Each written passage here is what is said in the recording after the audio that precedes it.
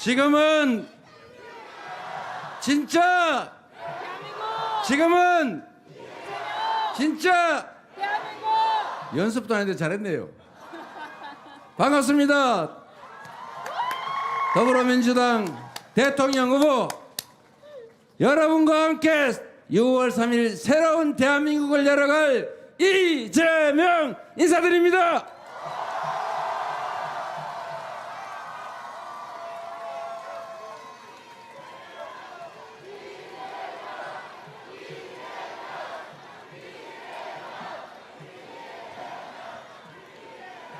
경남 양산 인구가 다 모이신 것 같습니다.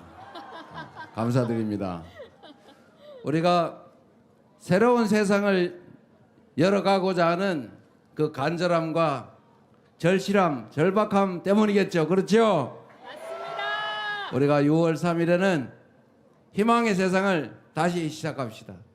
그리고 절망도 털어내고 좌절도 털어내고 불안도 털어내고 다시 희망을 얘기하는 진짜 대한민국, 진짜 민주공화국 한번 열어봅시다, 여러분.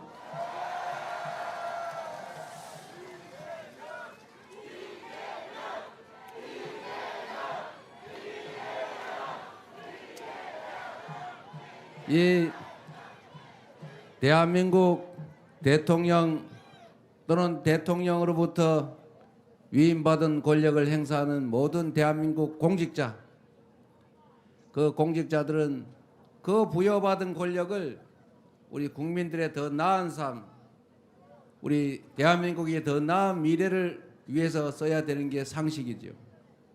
그런데 권한을 맡겨놨더니 그 권한이 자기 개인 건 줄 알고 지 마음대로 해야 되는 건 줄 알고 자기 멋대로 남용하고 불공정하게 함부로 행사하고 사회 공익을 위해서가 아니라 누군가를 괴롭히기 위해서, 누군가를 탄압하기 위해서, 자기의 사적 이익을 추구하기 위해서 함부로 쓰고 있습니다.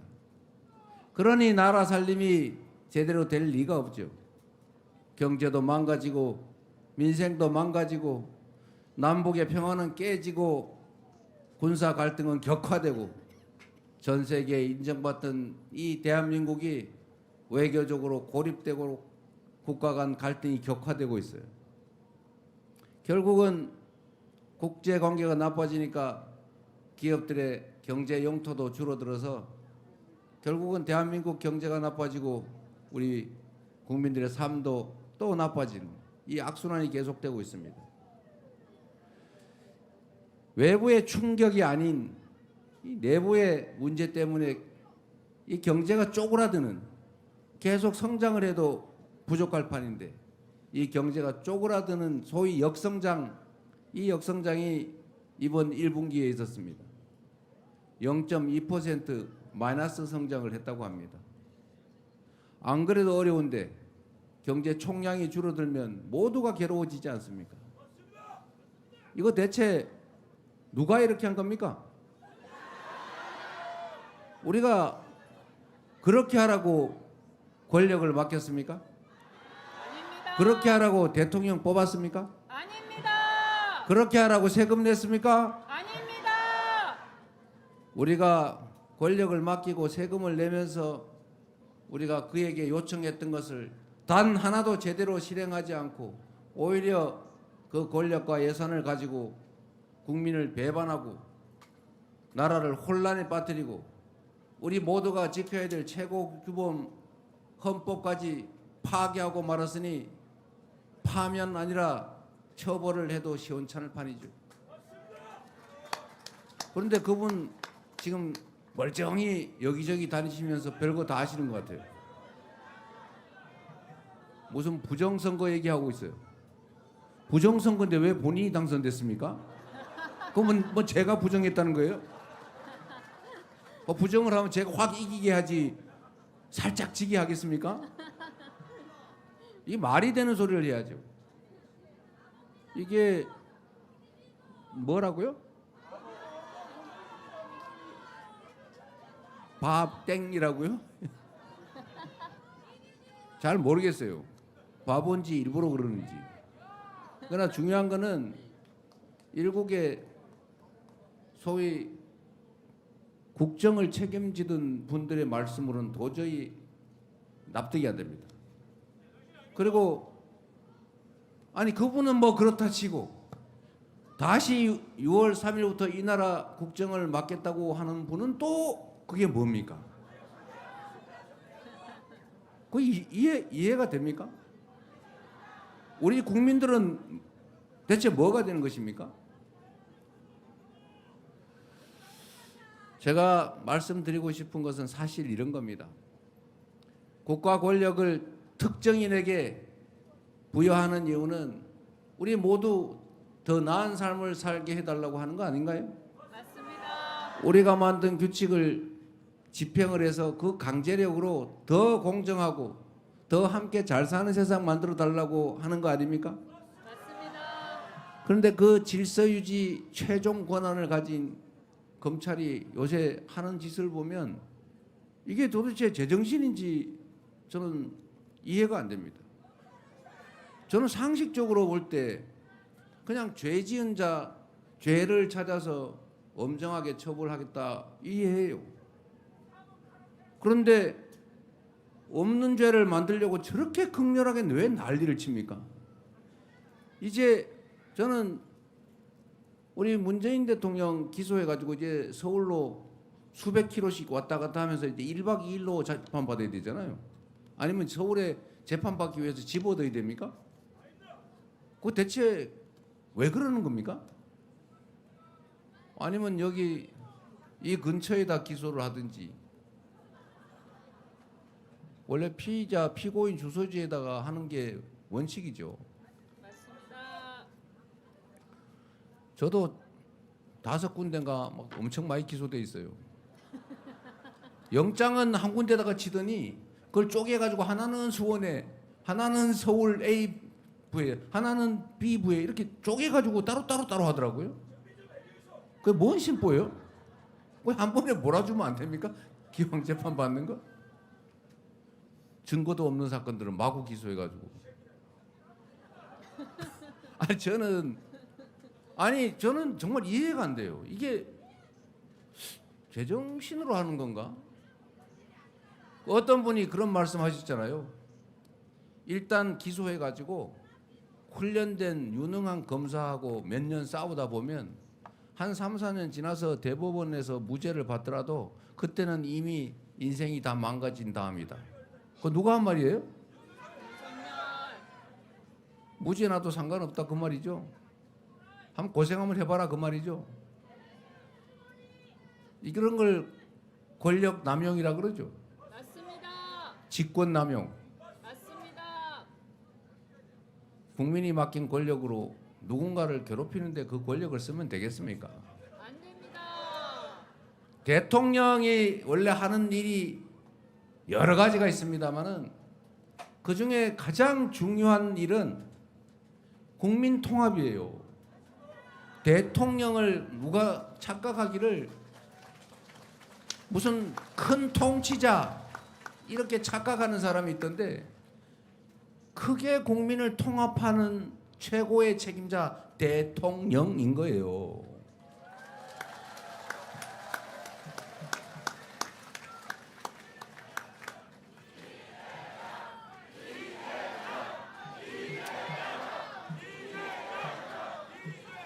여러분,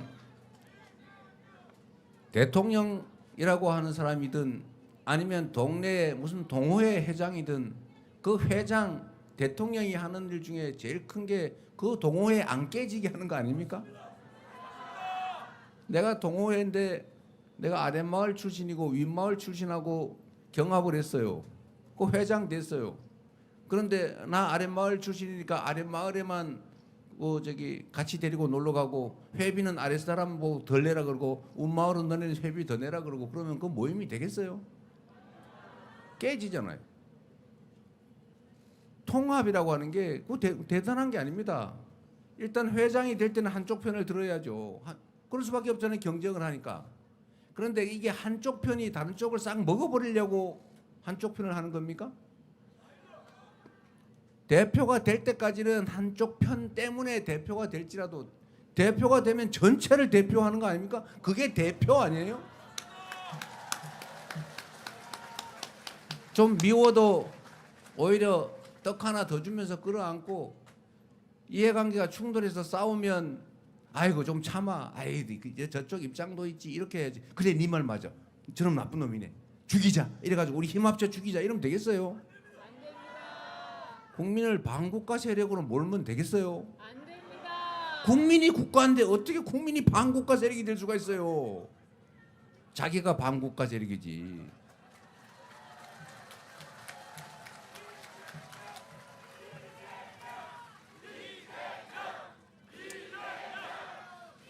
우리 노무현 대통령께서 하신 말 중에 참 배울 게 많지만 그중에 제가 가장 감명 깊게 들은 말은 그거예요.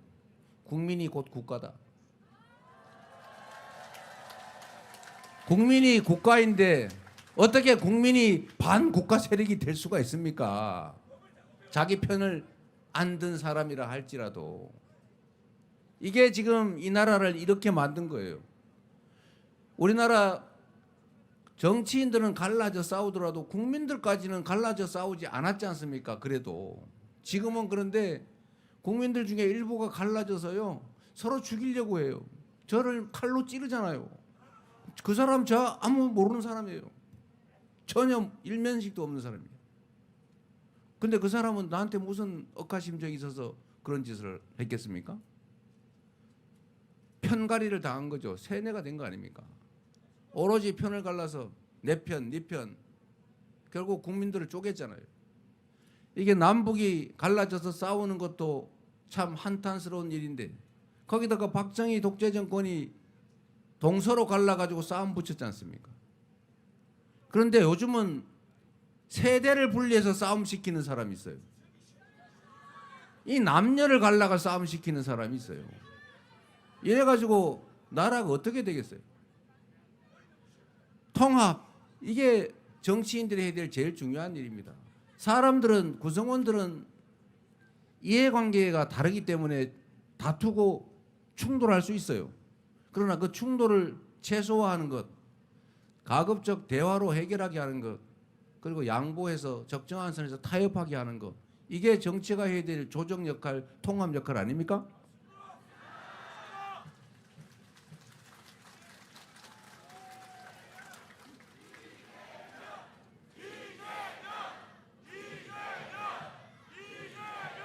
우리는 그럼에도 불구하고 그 무능하고 폭력적이고 일방적이고 이기적인 그런 정치 집단이 이 나라를 흔들어 놔도 결국 우리 국민들은 다시 또 제자리를 찾아갑니다.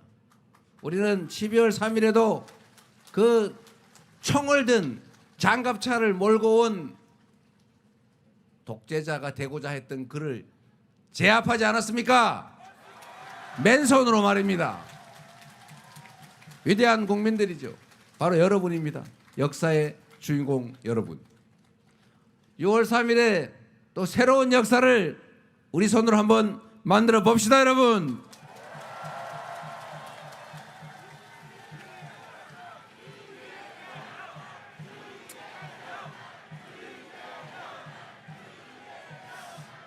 우리가 되돌아보면 정말로 아슬아슬하지 않았습니까?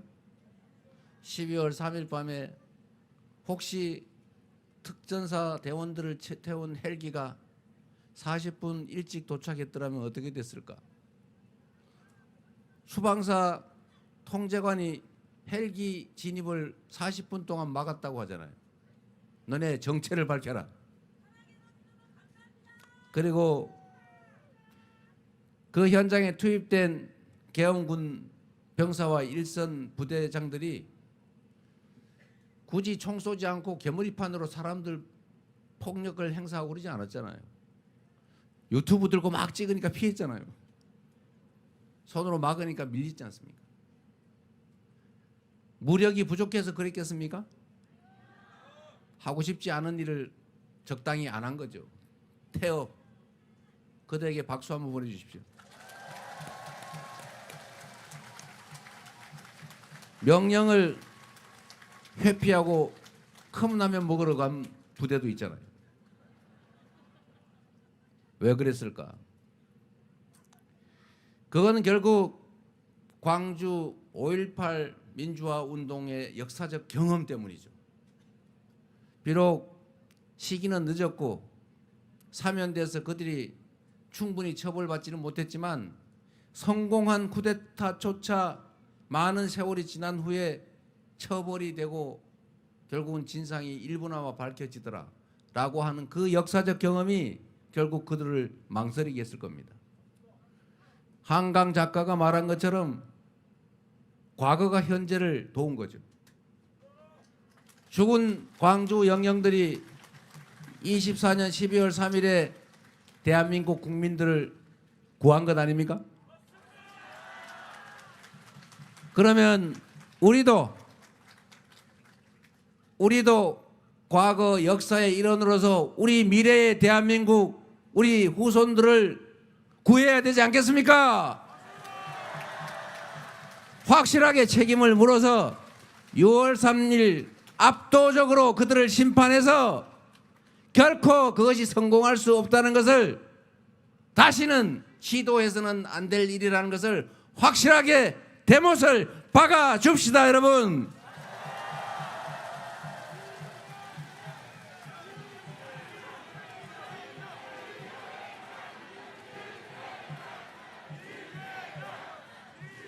우리 대한민국 국민들은 참으로 위대한 국민들이죠. 식민지에서 해방된 나라 중에 유일하게 산업화에 성공하고 민주화에도 성공한 유일한 나라. IMF가 터지니까 다른 나라 사람들은 그런 일 터지면 기본적으로 막 금 사 모으고 귀중품 사 모으고 매점 매석하고 사재기하고 그러는데 우리는 집에서 막 금을 막 내놓잖아요. 금 모으기 한다니까 돌반지, 비녀 다 내놓고. 저도 아이들 돌반지 다 갖다 내놓는 바람에 지금 아이들 결혼하는데 돌반지를 못 물려주게 생겼어요. 지금 한 개도 안 남기고 다 줘버렸더라고요. 그런 그 저력 때문에 전 세계가 아, 저 나라는 다시 살아나겠구나.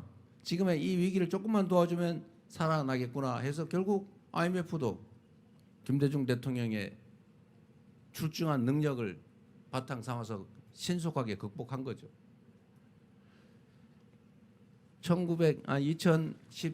2016년 그 박근혜 국정농단 때도 결국은 우리 국민들이 촛불을 들고 단 한 명의 피해자도 없이 유리창 한 장 깨지지 않고 비폭력으로 평화롭게 아름답게 혁명을 완수하지 않았습니까? 촛불 혁명을. 얼마나 위대한 사람들입니까? 그리고 다시 2024년 12월 3일부터 지난 겨울 내내 우리는 응원봉을 들고 수백만이 길거리에서 싸워서 결국은 실패 확률 거의 없다는 성공 확률 99.99%라는 현 권력자의 친위 쿠데타를 우리가 제압하고 말았지 않습니까, 여러분? 우리 자신이 위대한 국민들입니다. 그래서 우리는 앞으로도 이 현재 위기 역경을 가뿐하게 이겨내고 6월 3일부터 새롭게 미래를 향해서 확실하게 출발할 것입니다. 여러분이 그 선두에 그리고 저는 그 앞에 함께 하겠습니다, 여러분.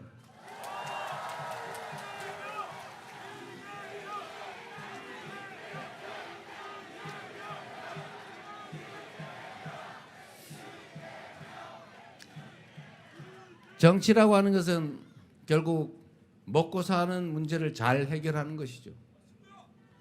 국가는 국가 공동체를 잘 지켜내고 안보, 국가 공동체 내 구성원끼리 합리적인 규칙에 따라서 예측 가능한 그 질서에 따라서 안전하게 살 수 있게 하는 것, 치안, 그리고 등 따시고 배부르게 살 수 있게 하는 것, 민생, 이게 국가가 국민에게 할 일 아닙니까? 근데 지금 먹고 사는 게 너무 어렵죠? 먹고 사는 문제를 해결해야죠. 그런데 제가 그래서 제가 여러분께 말씀드릴 수 있는 게 있습니다.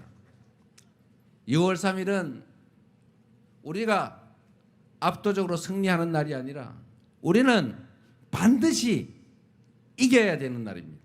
그리고 그들에게 반드시 엄중한 압도적인 심판을 해야 하는 날입니다. 그리고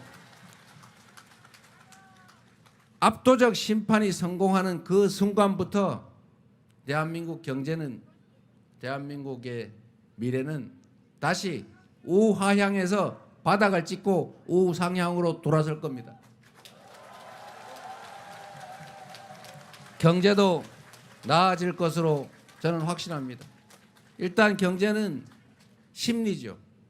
단기적으로는 심리에 좌우됩니다. 지금처럼 불안해가지고 일단은 경제가 나쁘니까 주머니가 얇아진 것도 있지만 내수가 너무 나빠졌어요. 불안하니까 밖에 안 나가죠. 주머니에 돈이 있어도 안 쓰죠. 아껴놔야죠. 12월 3일부터 매출이 확 줄었다고 해요. 내수가 돌지 않으니까, 돈이 돌지 않으니까 더 어려워지는 겁니다. 점점 더 불안하고 점점 더 어려워지고, 어려워지니까 더 불안하고, 더 불안하니까 더 안 쓰고, 그러니까 더 나빠지고, 이 악순환이 지금 계속되고 있어요. 이제 이 악순환을 선순환으로 돌려야죠. 6월 3일이 그 첫 출발점이 되게 하는 것은 바로 여러분의 손에 달려 있습니다.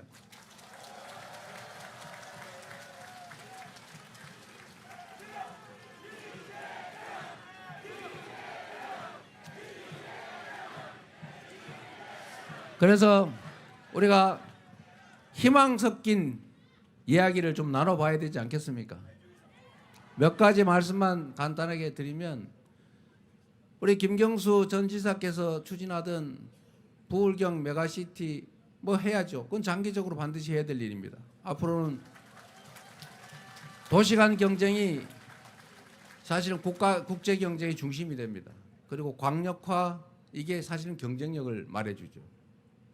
그리고 부울경에 순환 교통망이 필요한 것 같아요. 이게 철도로 막히지 않고 다닐 수 있는 그 기간철 교통망이 필요하죠. 그런 부분들은 저희가 이미 공약에 말씀을 다 드렸으니까 한번 봐주시고, 크게 봤을 때 제가 지금 수도권 유세할 때 이 얘기를 많이 합니다. 제가 그저께 어제 이렇게 경기 북부에 다니면서, 경기도는 남부와 북부가 차등이 또 많아요. 남쪽은 잘 발전하고 있죠. 근데 북쪽은 군사 규제 때문에, 또 뭐 예를 들어 동쪽은 상수원 규제 때문에 발전을 못 하고 있어요. 그러니까 북쪽 분들이 화가 날 거 아닙니까? 그러니까 심하게 화가 나니까 분도하자, 갈라서자, 이혼하자, 이러고 있는 사람들이 있어요. 화나니까요. 그래서 제가 그 말씀을 드렸죠. 균형 발전을 해야 된다. 경기도 수원의 남쪽에 있던 공공기관도 북쪽으로 다 옮기고, 경기도 예산을 집행할 때 북쪽에 SOC 투자를 더 집중하고, 제가 경기도지사 있을 때는 북쪽에 대한 SOC 투자가 남쪽에 1.5배 가까이 됐어요. 제가 북쪽에 많이 했죠. 그래야 균형이 맞춰지니까. 그 얘기를 하면서 제가 그렇게 말씀드렸습니다. 대한민국도 과거에는 수도권 집중이 국가 전체 성장 발전에 도움이 됐다. 자원이 부족했기 때문에 한 군데다 몰아줘야 되는 거죠. 다 나누면 흐지부지 사라지니까. 그래서 저축도 하면 그 돈을 한 기업에다 확 몰아주는 거죠.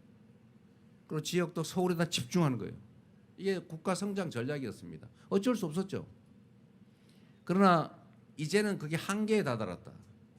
이제는 서울에 아파트 한 평 값이 3억씩 하는데, 땅 한 평에 무슨 임야도 500만 원씩 하는데, 개발 안 되는 임야도 300만 원, 500만 원, 1000만 원 이렇게 해요. 그런 데서 어떻게 공장을 짓고 국제 경쟁력을 가질 수 있겠냐? 사람이 막 미어 터지고 그렇다고 취직할 때가 많으냐? 그것도 아니에요. 그러니 이게 지방은 인구가 줄어들어서 소멸하고 수도권은 너무 많이 몰려들어서 미어 터져가지고 과밀로 죽을 지경이고 이거 쌍방으로 죽게 생겼으니 이래가지고 나라의 미래가 없다. 이제는 전국이 균형 발전하게 자본도 충분하니 이제는 전국이 기회를 고루 누리게 해야 된다. 아니 그 정도가 아니라 똑같은 조건이라면 지방에 더 많은 투자를 해서 모두가 함께 살고 국토가 전체적으로 효율을 갖게 해야 된다. 앞으로 다음 정부가 들어서면 혹시라도 지방에 더 많이 투자해도 섭섭하게 생각하지 마라. 이렇게 말씀드렸더니 다 박수 치더라고요.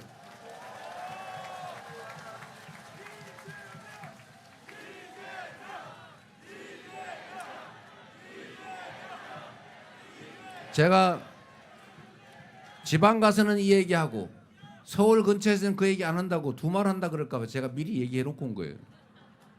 근데 문제는 우리 대한민국 국민들이 정말로 그런 점에서 정말로 위대하고 대단하다는 겁니다.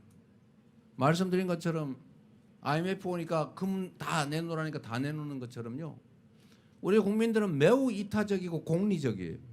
나만 살겠다 이러지 않아요. 막 집회 시위가 막 대규모로 벌어져 정신없을 때 경찰이 다 없다고 해서 마구 훔치고 부시고 때리고 이러지 않는다는 겁니다. 광주 5.18 때 그 10일 경찰 군 다 철수했을 때 공권력이 다 철수하니까 얼마나 평화로웠어요.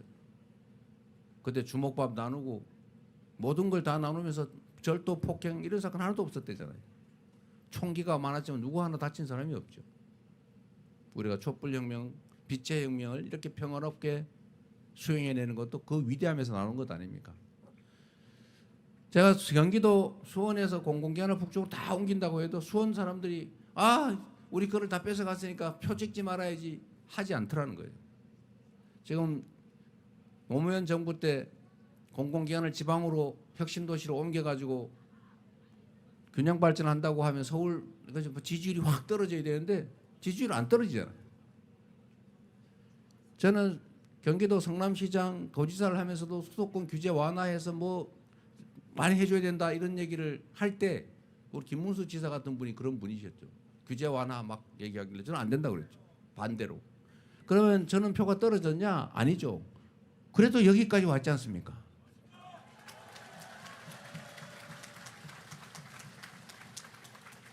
우리 국민들의 위대함이에요. 공리적이고 이타적이고 모두가 함께 잘 사는 길이 내가 잘 사는 길이다라는 것을 알고 실천하는 분들이죠. 바로 여러분 위대한 대한민국 국민들입니다. 저는 그래서 이 저력을 가지고 우리가 다시 회복할 뿐만 아니라 지금보다 한 단계 더 도약할 수 있다고 믿어요. 그래서 제가 K 이니셔티브 우리가 가진 장점을 잘 발휘해서 각 모든 영역에서 다양한 영역에서 세계를 선도하는 나라가 되자. 1등 국가가 되자. 못할 게 뭐 있습니까, 여러분? 그 첫 번째가 문화국가죠. 우리 문화적 역량이 얼마나 뛰어납니까? 폭삭 속았수다를 전 세계인이 보고 울잖아요. 저도 경상도 사람도 원래 남자들이 울면 안 된다는 얘기 많이 하잖아요. 제가 집에서 그거 보다가 집 사람 모르게 아내 모르게 울다가 막 원래 눈물 닦느라고 엄청 고생했어요. 그 다 보고 나니까 눈에 진물이 나는 것 같더라고. 이 가장 한국적인 것이 가장 세계적이죠. 그 문화의 역량을 키우면 우리의 또 다른 성장의 기회, 발전의 기회가 올 거다. 그리고 이거는 대한민국 전체에 관한 거지만 어쨌든 지방 얘기를 조금만 더 드리면 이제 지방의 투자 그다음에 정책을 집중할 필요가 있다. 저는 재정 분배를 할 때도 서울에서의 거리 또는 부산에서의 거리에 따라서 좀 차등 인센티브를 줄 필요가 있다고 생각합니다. 그래서 지금 이미 있는 건 어쩔 수 없어요. 이미 있는 걸 뺏을 수는 없습니다. 새로운 영역에서는 최대한 공정하게 기회를 나누고 그 성과도 공정하게 가지도록 해서 이 양극화 불평등을 좀 최소화하자. 좁혀가자 조금씩. 저는 해소라는 말 좋아하지 않아요. 불가능하거든요. 어떻게 해소가 됩니까? 완화. 그리고 그런 면에서 새로운 정책을 할 때는 하다못해 아동수당을 새롭게 시작한다. 뭐 그러면 또는 농어촌 기본소득 이런 걸 한다. 그러면 전면적으로 하기는 어려우니까 먼 데부터 먼저. 똑같은 조건이면 먼 데를 한 10%, 20% 추가로 지급한다든지. 또는 국가 교육 지원을 해도 국공립대 중에 저 서울에서 거리가 먼 국립대를 조금 더 지원한다든지. 이렇게 해야 대한민국이 비로소 균형을 맞춰가겠다. 그리고 지방에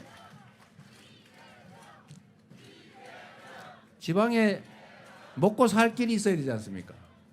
먹고 살 길을 만드는 방법을 또 열심히 연구해야죠. 지방에 먹고 사는 길, 그 먹고 사는 길의 핵심은 기업들이 들어오는 거예요.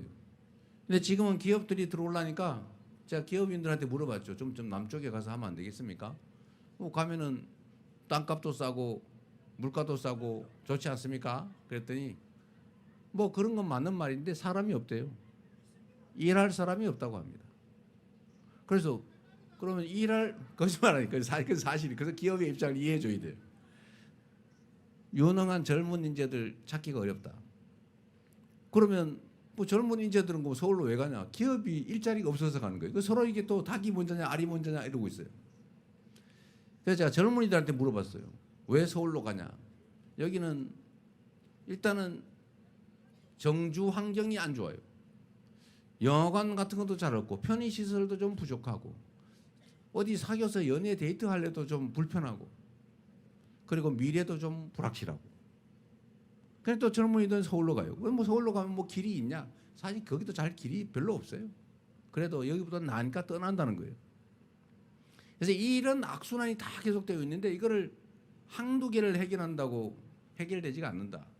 그러면 종합적으로 해야죠.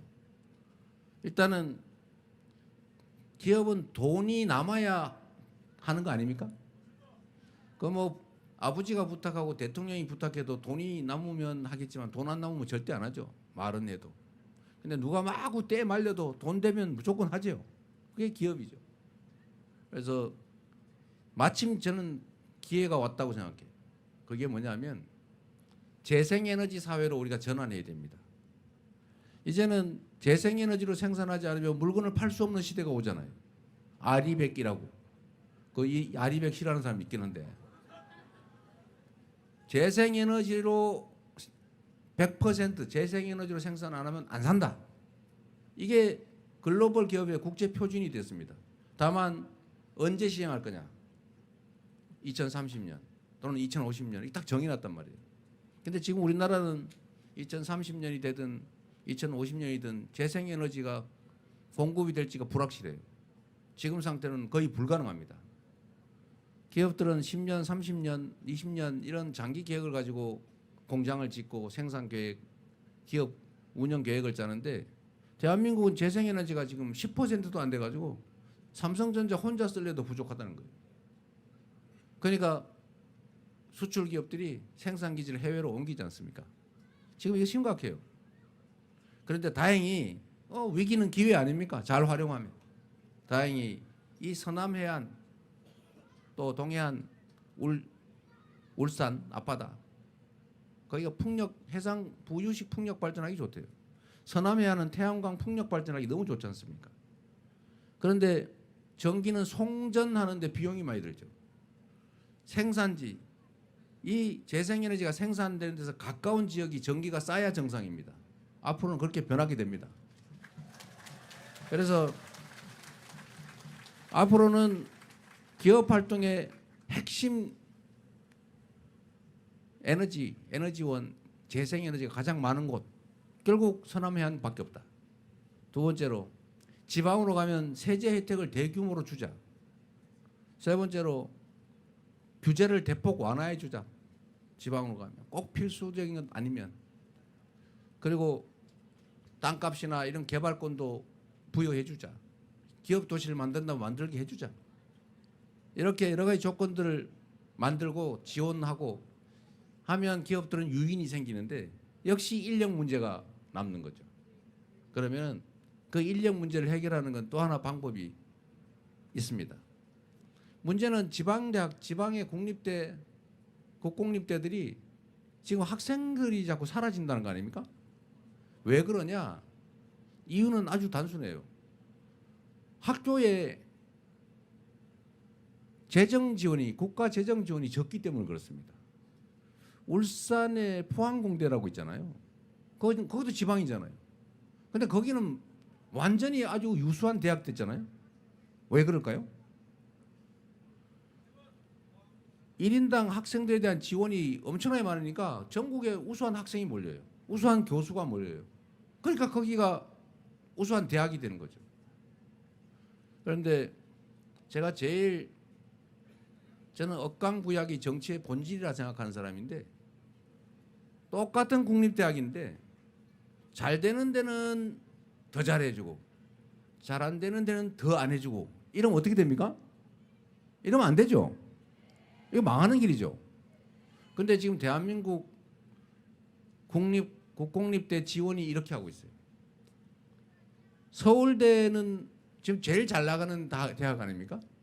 거기는 학생 1인당 예산이 5, 6천만 원이 돼요. 요 근처에 제일 가까운 국립대가 경상대입니까? 부산대? 하여튼 어쨌든 이 다른 국립대들은 1인당 예산이 2,200만 원, 300만 원 이렇게밖에 안 돼요. 근데 왜 그럽니까? 똑같은 국립대인데 왜 서울대는 1인당 5천만 원, 여기는 2천만 원? 왜요? 근데 저는 이 너무 이상한, 있을 수 없는 이 일이 너무 당연하게 계속 유지되는 게 납득이 안 돼요. 그래서 앞으로는, 그래서 저희가 그 얘기를 한 거죠. 서울대 비슷한 거 10개 만들기. 그걸 하겠다. 근데 서울대 지원하는 걸 뺏어가지고 하는 건 또 안 되지 않습니까? 이미 벌어진 일을. 그러면 전쟁이 벌어지겠죠. 갈등이 생기잖아요. 할 수 없죠. 재원이 좀 부족하니까. 그러나 방향은 정확하게 지방대를 집중적으로 거점별로, 뭐 싹 다 할 수는 없고 거점별로 9개 정도를 만들어서 집중적으로 지원하면 그 대학들의 인재도 모이고 교수진도 좀 더 많은 좋은 사람들이 모이고 연구도 개발도 많이 하고, 그러면 기업들이 인력이 부족하니 인재가 부족하니 이런 소리 안 할 수 있죠. 그러면 대체적으로 갖춰지는데, 마지막 남은 게 생활 정주 여건이죠. 그러나 그것은 또 아까 말씀드린 것처럼 교통 기반 시설을 대규모로 확보하는 건 하고, 부울경 통합이든 메가시티든 이런 거라도 해서 어쨌든 기반 시설을 좀 갖추면 그 문제도 일부 정도 완화되지 않을까. 그래서 지방도 수도권도 함께 발전하는 그런 대한민국 새롭게 시작합시다, 이런 말씀 드리는 겁니다.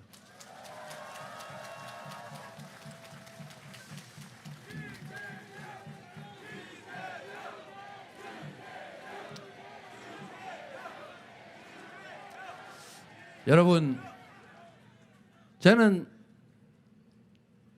자신 있어요. 제가 잘나서가 아니라 우리 정말 이 국민들의 위대한 저력이 있기 때문에 우리가 불필요한 것들에 싸움질하느라 에너지 낭비하지 않고 작은 차이들을 넘어서서 정치도 좀 화합하고 포용하고, 그렇다고 제가 죄진 나쁜 사람들 싹 다 살려주자 이런 건 아닙니다. 뭐 통합과 봉합은 다른 거니까. 예? 통합과 봉합은 다르잖아요. 그러나 분명한 것은 정치적 입장에 따라 누군가를 불이익을 주고 또 정치적 상대를 제거하려고 하지 않고 서로 공존하면서 인정하고 역할을 나누고 100%를 다 갖는 게 아니라 일부는 또 인정하면서 오로지 개인 또는 특정 정치 집단의 이익이 아니라 국민과 국가의 더 나은 미래를 위해서 우리가 힘을 합치면 지금보다는 훨씬 더 나은 그런 대한민국, 그런 세상 되지 않겠습니까?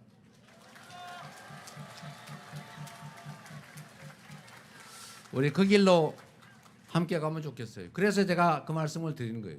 2025년 6월 4일부터는 그날에 무슨 갑자기 객관적 상황이 엄청 변해가지고 확 좋아지는 게 아니고 그날부터 더 나은 세상이 열릴 거라는 희망, 그 희망 때문에 불안도 조금 줄어들고 희망도 생기고 열정도 생기고 기대도 생겨서 가만히 있어도 지금보다는 조금씩 나아질 것이다. 거기다 구체적인 개선들 조금씩 더 해나가면 훨씬 더 좋은 세상 열리지 않겠습니까?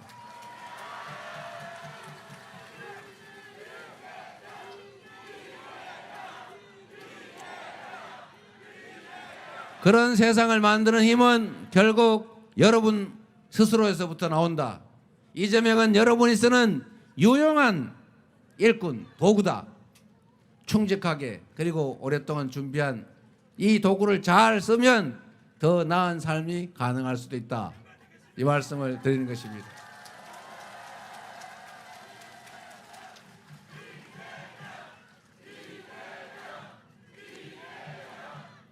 그리고 여러분, 우리 경남에 이재영 위원장을 포함해서 좋은 자원이 많잖아요.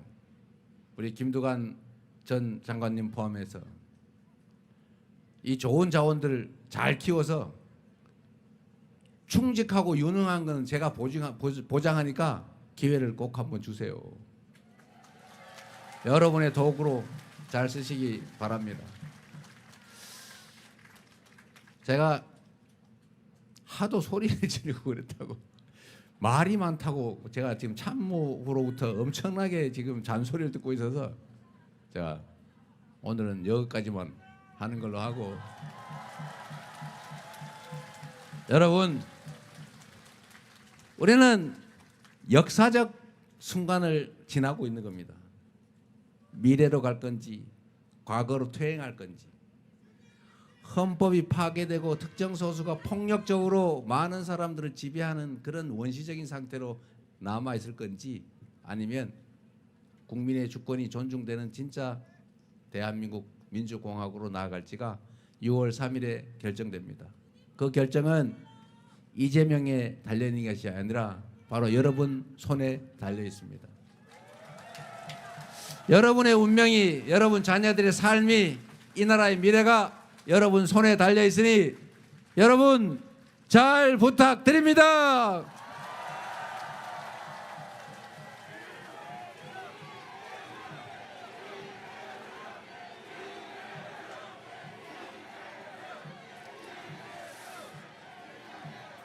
한 번만 하고 끝내겠습니다. 진짜 지금은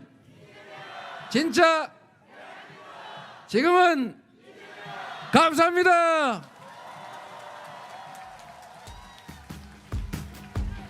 여러분 이제